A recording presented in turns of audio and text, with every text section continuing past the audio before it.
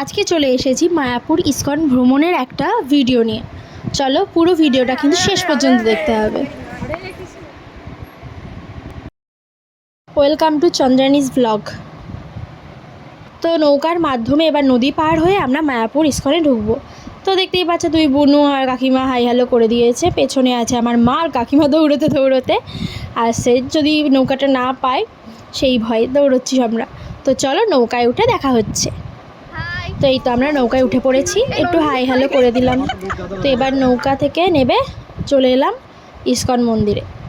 মন্দিরের গেটে দাঁড়িয়ে রয়েছি কাকিমাদের জন্য, আমরা সবাই একসাথে ঢুকবো বলে। তো ভেতরে এবার প্রবেশ করলাম। তোমরা দেখতেই পাচ্ছ কি সুন্দর অপূর্ব মন্দিরটা, পুরো মন ছুঁয়ে গেল।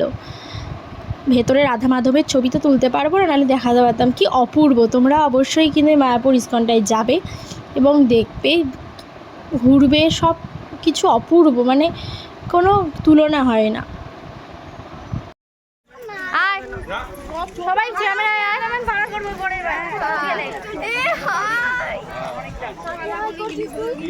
এই যে ব্লগ করছে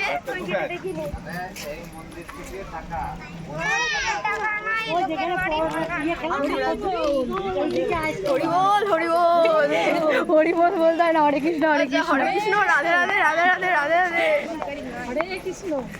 কোথায় কে বলছিল হরে কৃষ্ণ? হাত তোলো। হরে কৃষ্ণ হরে কৃষ্ণ হরে কৃষ্ণ। কই হরে কৃষ্ণ? আরে এই তো হরে কৃষ্ণ।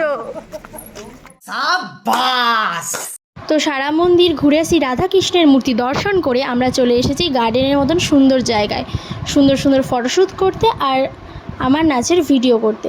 তো মায়াপুরে আসবো আর রাধাকৃষ্ণের গানের সঙ্গে নিজেকে তাল মিলিয়ে তুলবো না, তা তো হয় না।